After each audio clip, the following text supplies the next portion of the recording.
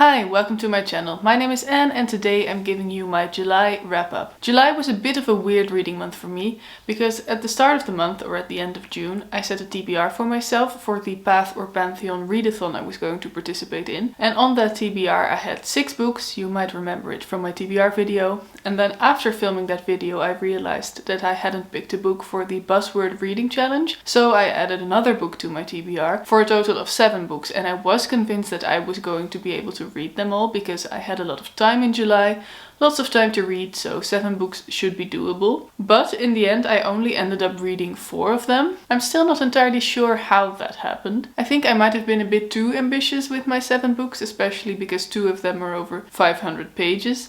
But also I just didn't really read that much in July. I spent a lot of time playing Sims and I started working on the second draft of my novel. So I spent a lot of time writing as well. And of course the Olympics are on. So I've been watching quite a lot of TV because of that as well. So all in all, July just went by really quickly. And before I knew it, I only had a few days left to finish like 4 books. And I was sure that wasn't going to happen. So I managed to finish the last book, which was the book for the Buzzword Reading Challenge. And I ended up with 4 books in total. And I'm not disappointed by that, it's just that things went a little bit differently than expected.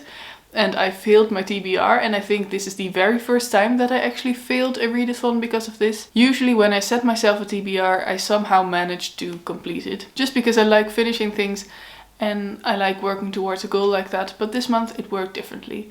And because of that I also kind of felt like I was maybe in a bit of a reading slump, and because of that I've decided to not participate in any readathons in August, not make a TBR video for August, and just kind of mood read my way through it and see how it goes. Anyway, enough about all of that, let's just get into the books. Like I said, there are 4 of them and I'll go through them right now. The first book I read in July was A Gathering of Shadows by V.E. Schwab. This is the second book in the Shades of Magic series, and the first book is A Darker Shade of Magic. I read A Darker Shade of Magic last year, and even though I liked it, I wasn't blown away by it, and I think it's my least favorite book of V.E. Schwab that I've read. The Shades of Magic series is a fantasy series about a couple of different worlds that are all connected together because all of them have the city of London. And not everyone can travel between these cities to the other worlds, only people with special powers can do that. And these people are called Antari. And in the first book we learned there are only 2 of these people left, and one of them is our main character. His name is Cal, he is an Antari, and he lives with the royal family of Red London, the most prosperous London and the one with magic. And the royal family has kind of adopted him as one of their sons when he was very young. He works for them, he travels between Londons to deliver messages to the other kings and the other rulers. And that's basically the premise of the first book. We also meet a character named Lila, who lives in Grey London, which is basically our London, our world, a world without magic. And they are the 2 main characters, and an adventure ensues. They have to make sure dark magic doesn't take hold of Red London. That's basically the plot of the first book. And then came this book. I'm not going to talk about the plot because I don't want to spoil the first book. This one I liked a lot more than the first book. The first book I was a bit underwhelmed by. I'm still not entirely sure what caused that, because I do really like the idea of all these different Londons, all these different worlds being connected, and the magic system I really enjoy as well. But in the first book I just didn't really connect to the main characters. I thought they were fine, but I wasn't blown away by them either. So I enjoyed the book, but I was a bit disappointed by it. And then in July I picked up the second book because I did want to continue the series, and I like this one a lot more. Like I said, I connected with the characters much more in this book, even though they are the same main characters. I just like them more in this one. I also like the side characters we have in here. I really like the plot. It is a bit separate from the first book, but I enjoyed that, and I like the idea of a competition within this book. It was just a lot more fun to read. It also introduced a new character that has quickly become my favorite character of the series. And it ended in a way that really makes me want to pick up the third book, so I hope I'll be able to do that in August. I'm not sure yet if I'm going to get around to it, even though I am mood reading. But I'm not sure how fast I'm going to read in August. So we'll see if I get to read that one. It's a pretty big book, the last one, as is often the case with trilogies. But yeah, I was really pleasantly surprised with how much I liked this. This one really pulled me in a way that the first book didn't really do. I was really invested in the story, I was invested in the characters and how everything went down. Still not my favorite series or favorite book by V.E. Schwab, but it's growing on me. The second book I read in July is Beach Read by Emily Henry. I do have a copy of this, but I lent it out to a friend of mine who I hope we'll read it this summer, but it means I can't show it to you in this video, so I'll just put up a picture. I really enjoyed this book. I absolutely loved it. I bought it in the autumn of 2020, I think, and I did kind of want to read it right away, but I also thought it might be more fun to read this book in summer, so I ended up doing that. This is a romance story about January and Gus. January is our main character, our narrator, and she is a writer of romance novels herself, but she has hit a bit of a writer's block because of events in her own life that have made her not want to write romance anymore, and because of all of these circumstances, she ends up having to live in a beach house she really doesn't want to live in because of reasons you'll find out when you read this book. In the beach house next to her, her neighbor turns out to be Gus. And Gus is also a writer. He writes literary fiction, and they meet each other again, they don't get along, and they decide to swap genres and make a bet out of the thing. January will write depressing literary fiction and Gus will write a romance novel, and then at the end of the summer they'll see how it went. And that's basically the premise of the book. There's more to it. Of course there is romance, and I really love this book. I love that it didn't focus primarily on the romance. Gus and January both really have their own problems, have their own things going on that they need to focus on and that they need to fix and come to terms with. January especially, because we see everything from her point of view. You really get her struggles, you really understand what she's going through. I really like that, but the romance itself is also really good. I loved the banter between these two. I loved how they grew closer together and how their bond grew. So I just had a great time reading this, and I now really want to read Emily Henry's new book, which is called People We Meet on Vacation. I'm not sure, something with people and vacations. So that sounds like a lot of fun as well. I really enjoyed that Beach Read wasn't just a romance novel.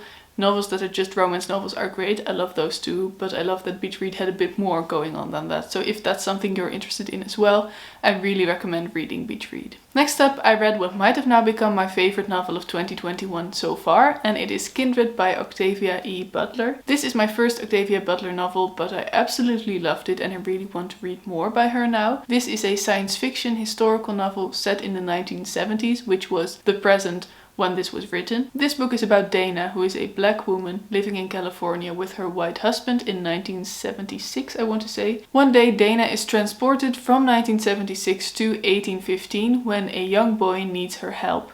He is the white son of a white plantation owner, and in 1815, of course, plantations often had slaves. And so Dana, a black woman from the 70s, ends up in a time and a place where black people were most often slaves and absolutely treated entirely horrible whether they were slaves or not. She saves this boy's life and she finds out that he, Rufus, is one of her ancestors and she is somehow connected to him. So every time he is in danger, she is transported from 1976 to his time and she has to save him. But as he grows up, he becomes a product of his time, I'd say, a son of his father. He becomes the plantation owner and he doesn't treat her or other black people very well. So she has this dilemma. This ancestor she doesn't really like, but she has to save because maybe if she doesn't, she'll not exist in the future. It's a very interesting book in that sense, in the time travel sense, and what does it all mean, but also it's just very hard hitting seeing this woman from the 70s in the 19th century, seeing her experiencing slavery, being in a time where black people were treated absolutely horribly, where slavery was normal. It is so heart-wrenching, it is so heartbreaking, and also it is very difficult to read, but also it was so good. It was written so incredibly well. The emotions Dana experiences and the internal struggles she experiences as well as she travels back and forth between the 19th century and the 20th century. It was just, I was blown away by it. It was horrifying, but so good. I'm not sure how to describe it other than that. I also thought this book was structured very well. I'm not going to go in too deeply because I don't want to spoil anything, and I think talking about the structure might do that, but it is structured very well. It is just a very well written novel and I loved it, and it made me feel uncomfortable, but also it made me love what literature can do. And then the last book I finished in July was One Last Stop by Casey McQuiston. This is the book that I read for the Buzzword Reading Challenge. For the Buzzword Reading Challenge I had to read a book with the word last in the title this month, and I completely forgot about that when I put together my TBR, like I said in the beginning of this video. And I also didn't have a book on my physical TBR with the word last in it, so I decided to just buy this because I really wanted to read this. and put this one on my TBR for July. And I read it, I liked it, but I do have some mixed feelings about this book. Earlier this year I read Red, White and Royal Blue by Casey McQuiston, which I absolutely loved. I loved her writing style. I loved the way the romance story was built up. Everything about the book I kind of loved.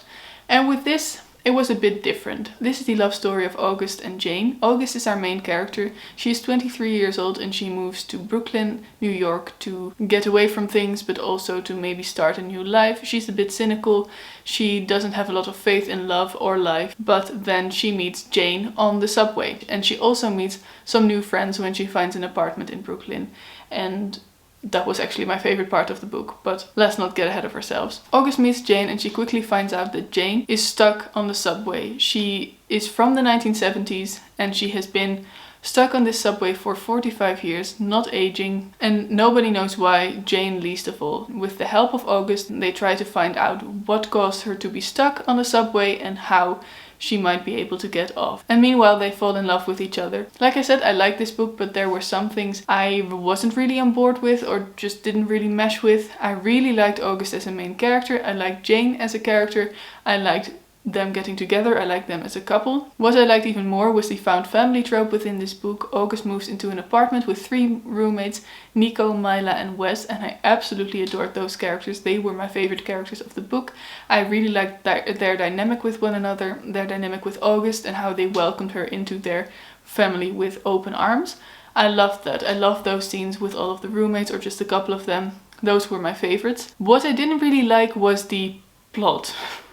Which is a big thing for a book, but I didn't really like the idea of this mystery of Jane being stuck on the subway. I think I would have preferred this book if it was just a normal love story, if maybe they did meet on the subway and maybe Jane did have problems from her past, but there wasn't this fantastical element of her being stuck there, this logic-defying science fiction type thing in the normal world. I couldn't really suspend my disbelief for this book, and I usually have no trouble with suspense of disbelief. I love stories that have fantastical elements in them, contemporary stories with fantastical elements, but it has to be done well, and I don't think that this book did it particularly well. It kind of felt like it came out of nowhere. I think for this to really work, it doesn't have to be a one-time thing. There have to be more instances of this in this particular world. It just feels so coincidental that this one person gets stuck on this one subway and we all just have to believe that this is true. All of the characters believe it, and the thing that I liked the least about this is the fact that they try to come up with a logical solution. How do you come up with a logical solution for a thing that has never happened before, that has no precedent? Mila especially is a fan of science fiction. She has an engineering degree, so she tries to come up with logical solutions to Jane's problem. She tries to do this by thinking about it like it's science, like it's scientific, and I didn't like that because I just couldn't get on board with that thinking. I kept thinking, how do you know that this is going to work? How are you so sure that this is what's caused this? Out of all of the things that could have caused Jane being stuck there, how can you be so sure that that is what it is, just by thinking logically about it? I'm not sure if I'm making sense, but I just thought that that didn't make sense. Because of that, I just didn't really like the scenes that were about trying to get Jane off the train. I did like learning more about her past, about her life in the 70s as a gay person, as a queer person. That was very well done. That was very insightful as well. I really liked that. But the mystery surrounding it all, I really wished I would have liked it, and I really think I could have liked it if it was done just a little bit differently. On the outset, I really liked this idea of a person being stuck on the subway, but I just didn't really like the execution of it. And apart from that, there were also a couple of things that were just a bit too coincidental, and that made me roll my eyes a little bit. I did like the love story, I loved the characters, I loved the friendships, but the plot just was a bit lacking for me. And those were the books I read in July. Please in a comment let me know if you've read any of these books. What did you think of them? What was your favorite book you read in July?